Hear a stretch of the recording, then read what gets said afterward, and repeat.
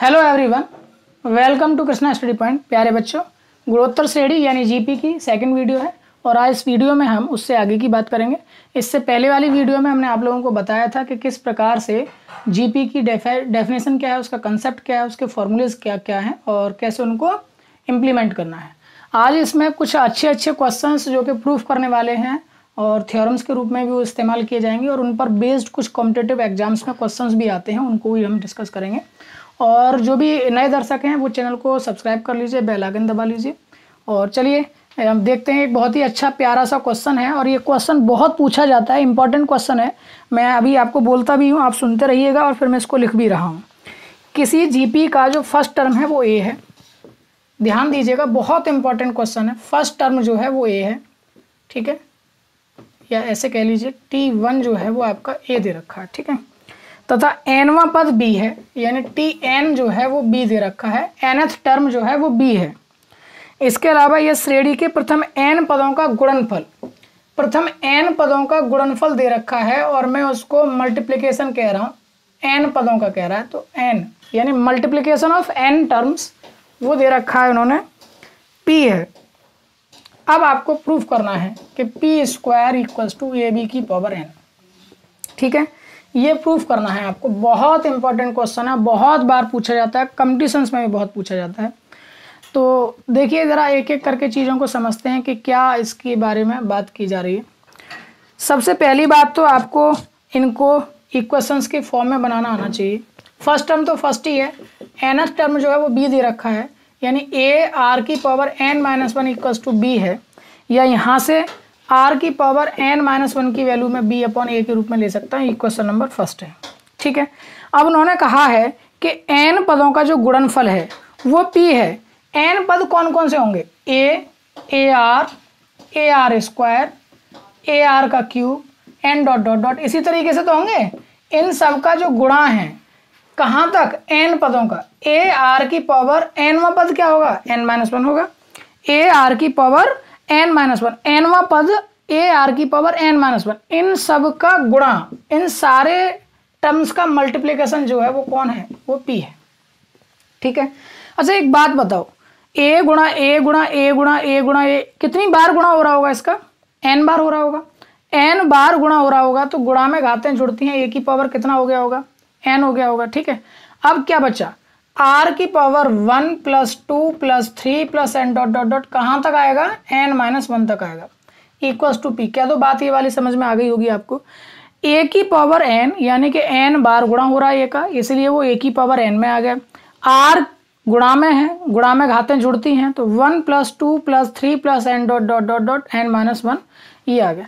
यहाँ पर आपको दिख रहा है कि ये AP बन रही है, AP के इन टर्म्स का सम हो रहा है, n-1 पदों का योग हो रहा है। अच्छा एक चीज़ मैं आप लोगों को बता देना चाहता हूँ एक बार फिर से, कि मैं कुछ जगह पर जब ट्रिक के रूप में यूज़ करता हूँ तो वो ट्रिक नहीं होती है, एक्चुअली में रिजल्ट्स होता है। AP में अगर बात करें 1 plus 2 plus 3 plus n dot dot dot plus n पदों का योगफल जो होगा वो क्या होगा बच्चे? वो होगा n+1/2। ये कहाँ से आ गया? ये वही n पदों के योग वाले फॉर्मूले से आया है, सम ऑफ n टर्म से आया है। Sn इक्वल्स टू क्या होता था? n/2 ब्रैकेट में 2a, तो ये n-1 इंटू डी की वैल्यू क्या आएगी? 1। तो यहाँ से सॉल्व करेंगे तो ये आपका n+1/2 इस तरीके से सॉल्व करके आ जाता है n का, n के लिए। यहाँ पर क्या है आपके लिए? n-1, तो बस n की जगह पर हर जगह क्या लग जाएगा? n-1 लग जाएगा। तो a की पावर n, r की पावर n की जगह पर n-1 और n की जगह पर n-1 लगाएंगे तो 1 से वो कट जाएगा, n/2, ठीक है। बात समझ में आ गई? Equals to p। क्लियर है वाली बात? यहाँ तक बात एकदम आपके समझ में आ जानी चाहिए, आई होप सो, ठीक है। अब जरा गौर करते हैं इस पर कि अगर हम इसका स्क्वायर कर लें, इस तरह से स्क्वायर कर लें, इस तरह से, ठीक है, क्योंकि हमको प्रूफ तो यही करना ना, p स्क्वायर की वैल्यू ये प्रूफ करनी है, तो मैं बस वही करने जा रहा हूँ। p स्क्वायर की वैल्यू को प्रूफ करना है मुझे, ab की पावर n, तो p स्क्वायर आ गया, ये स्क्वायर कर देने से ये वाला 2 यहाँ खत्म हो जाएगा और ये a की पावर 2n हो जाएगा, ठीक है। a की पावर 2n और ये आपका क्या हो जाएगा?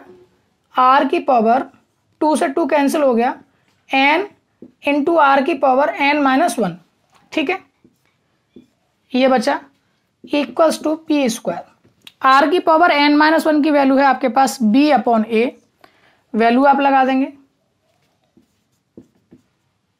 r की पावर n और r की पावर n-1, या यूं कह सकते हैं कि मैं n/2 की बात कर रहा था। और इसको चलिए इसको ऐसे ना करके, थोड़ी सी कैलकुलेशन टिपिकल लग रही होगी आपको, देखिए दोबारा से मैं आपको दिखा देता हूँ, आसान और हो जाएगी। a की पावर n क्या बना था, r की पावर n-1/2 ऐसे बना था, राइट, इक्वल्स टू p। देखो मैं इसी को यहाँ से वैल्यू लगा लेता हूँ, मुझे एक्चुअली में ये वैल्यू यूज़ करनी है, r की पावर n-1 को यूज़ करना है। मैं इसको ऐसे भी तो लिख सकता हूँ, r की पावर n-1 की पावर n/2, ठीक है, ऐसे लिख सकता हूँ। अब आपको क्लियर हो गया होगा, समझ में आ गया होगा। अब इसकी वैल्यू आप लगा सकते हैं b/a, लगा दीजिए ज़रा, a की पावर n इंटू b/a की power n/2 equals to p, ठीक है, यहाँ तक अब आपको समझ में आ गया होगा। अब ये जो पावर a नीचे भी है, ये पावर ऊपर भी आ सकती है, या यूं कह सकते हैं कि इसको स्क्वायर करेंगे तब चीज़ें बहुत और आसानी से समझ में आ जाएंगी। ऐसे करके स्क्वायर आप करेंगे ऐसे। अब ये वाला 2 से ये 2 कट जाएगा, ये वाला 2 से ये 2 कट जाएगा और ये वाला 2 यहाँ पर भी आ जाएगा। सवाल आपके पास बनकर आ जाएगा p² बराबर, पहले p² को लिख लिया है मैंने, a की पावर 2n इंटू b/a की पावर n, ठीक है। अब इसको कैसे लिख सकते हैं, a की पावर 2n b की पावर n अपॉन a की पावर n, ठीक है। अब ये देखिए भाग में है ना, a की पावर n भाग में है, भाग में घातें कैसे हो जाती हैं, घट जाती हैं, डिवाइड में पावर माइनस हो जाती है, तो 2n में से n माइनस हो जाएगा इंटू b की पावर n, आपके पास आ गया a b की पावर n, केवल n बचेगा ना दोनों पर, p² बराबर, यही आपको प्रूफ करना था। बहुत इंपॉर्टेंट क्वेश्चन है, बहुत इंपॉर्टेंट क्वेश्चन है, कई बार पूछा जाता है, बार बार आप लोग इसको देख लेंगे तो आसान हो जाएगा। मैंने कैलकुलेशन को भी अब आसान बनाने के लिए आपको इस तरह से कर दिया, तो अब अच्छे से आपके समझ में आएगा। एक बार अपने हाथ से ज़रूर करने की कोशिश कीजिए, फिर वो आराम से समझ में आ जाएगा। एक बार बिना देख करके भी करिएगा, फिर आपको हमेशा के लिए याद हो जाएगा ये क्वेश्चन, और कोई प्रॉब्लम नहीं है, बहुत आसान क्वेश्चन है। चलिए एक और क्वेश्चन देखते हैं। देखिए एक क्वेश्चन लिया है k+1 k+3, ऐसा क्वेश्चन आपको AP में भी मिला था, वहीं से इस तरह का क्वेश्चन आपको हर सीरीज में मिलेगा। तो k+1 k+3 are in GP, तो k की वैल्यू फाइंड आपको करनी है। देखिए एक बार फिर से मैं आपको याद दिला दूं, AP में जब इस तरह के क्वेश्चन होते थे हम, तो T2 - T1 equals to T3 - T2 ये प्रूफ करते थे बराबर करके, या यूं कह सकते थे, क्या कह सकते थे कि T1 T2 और T3 तीन टर्म अगर AP में हैं तो 2T2 equals to T1 + T3, ठीक है। अब देखिए यहां से क्या रिजल्ट आएगा GP का, उसे ध्यान से समझिएगा। अगर T1 T2 और T3 ये GP में है, R इन GP है, तो क्या बराबर होना चाहिए, T2/T1 बराबर होगा T3/T2, ठीक है। क्रॉस मल्टीप्लाई कर लीजिए तो T2 का स्क्वायर जो है वो T1 इंटू T3 के बराबर हो गया, या यूं कह सकते हैं कि T2 बराबर रूट में T1 इंटू T3 हो गया, ठीक है। अब बस इसी को हम यूज करेंगे, ठीक है। लगा दीजिए, T2 कौन है, T2 है k+1, तो k+1 का जो स्क्वायर है वो बराबर होना चाहिए k इंटू k+3 के। सॉल्व कर लीजिए बस, तो k² + 1 + 2k equals to k² + 3k, k² cut गया, तो ये बच गया आपके पास 1 + 2k equals to 3k, 2k इधर जाएगा तो k की वैल्यू आ गई 1। सवाल अब आपको समझ में आ गया होगा, ये कंसेप्ट जरूर समझाना था, इसलिए मैंने आपको ये चीज़ें भी बता दी हैं कि कोई भी तीन टर्म, यानी अगर मैं बात करूं ऐसे A B C R in GP, अगर ये तीन टर्म GP में हैं तो क्या लगता है आपको कि क्या होगा, B² इक्वल्स टू AC होगा, B² equals to AC, that is the condition for GP। जबकि AP के लिए क्या था, A B C R in AP है तो 2B equals to A + C, ये कंडीशन थी AP की, जबकि ये कंडीशन है GP की। तो दोनों को आप लोग अच्छे से याद रखिएगा, और कहीं एक चार्ट पेपर बना करके उन पर फॉर्मूलाज को आप लिखते रहा करिए, तो आपको आसान हो जाएगा। चलिए अगला क्वेश्चन देखते हैं। देखिए अभी एक और तरीके का एक क्वेश्चन मैंने लिया है, 2, -6, 18 एंड डॉट डॉट डॉट, ये GP आपको दे रखी है। इसका कौन सा टर्म -4 3 7 4 है, ये आपको फाइंड करना है। तो ये ऐसा क्वेश्चन हम AP में भी फाइंड करते थे, कौन सा पद जो है ये होगा, ठीक है, तो यहाँ पर भी वही चीज़ है, ए की वैल्यू है आपके पास 2, आर जो है निकालेंगे आप यहाँ से तो T2/T1 यानी माइनस का 3 आ गया। ध्यान देना बच्चों, कभी भी आर का मतलब केवल और केवल अंक से नहीं है, उसके साथ जो चिन्ह है वो भी आपको इंक्लूड करना है, कभी भी माइनस को छोड़ मत दीजिएगा। चलिए देखते हैं ज़रा क्या कहना है हमको। मान लिया हमने कि जो nth टर्म है यानी माइनस के 4374 जो है वो कौन सा पद है, मान लिया हमने nवां पद है।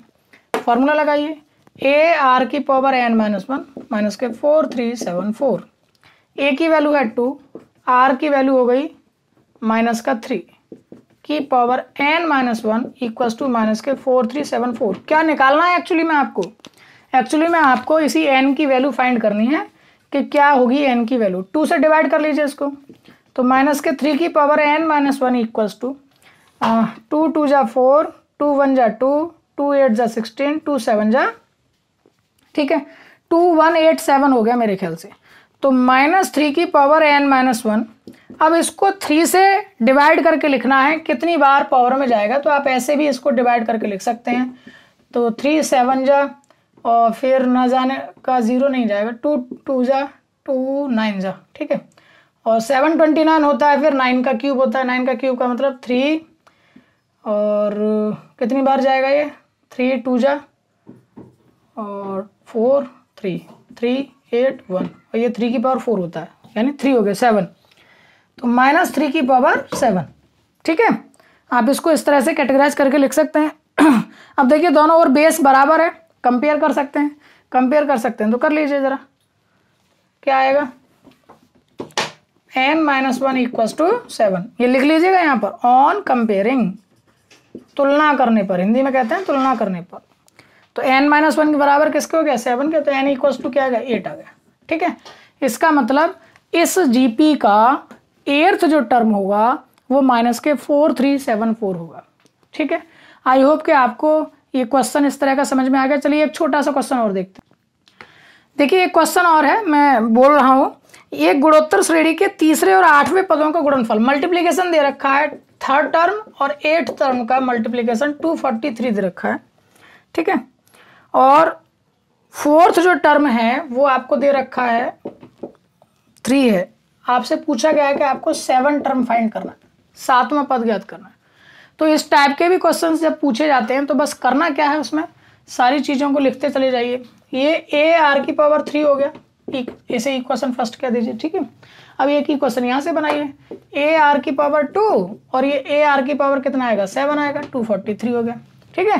8 - 1 7, 3 - 1 2 हो गया, मल्टीप्लाई हो रहा है, ए स्क्वायर हो गया, गुणा में घातें जुड़ती हैं, 9 हो गया, 243। अब बस देखिए यहीं से कलाकारी है कि क्या आप यूज कर सकते हैं, दिमाग कैसे लगा सकते हैं। ध्यान दीजिएगा, अगर मैंने इसको ए आर की पावर कितना लिख लिया, ए आर की पावर, ए आर क्यूब की पावर 2 कह लिया, ठीक है, तो मेरे पास कितनी और बची पावर, अभी आर की पावर 3 बची, ठीक है। क्यों बनाया मुझे, क्योंकि मैंने इसका यूज करना है, ठीक है। ए आर क्यूब की वैल्यू मेरे पास है ना 3, तो मैंने ए आर क्यूब का स्क्वायर लिख लिया, जितना ज्यादा से ज्यादा लिख सकता था मैं। अभी भी पावर बचेगी क्योंकि ये 2 3 6, आर की पावर केवल 6 बची, तो आर की पावर 3 और बची 243। इसकी वैल्यू क्या लगा सकते हैं वहां से 3 का स्क्वायर इंटू आर की क्यूब 243, 3 का स्क्वायर होता है 9, 9 से क्या होगा इधर डिवाइड, तो आर क्यूब इक्वल्स टू 9 का डिवाइड करेंगे तो 9 2 जा 18 और 27, ठीक है। आर क्यूब ये किसका क्यूब होता है साहब, 3 का क्यूब होता है, तो आर की वैल्यू क्या आ गई 3 आ गई।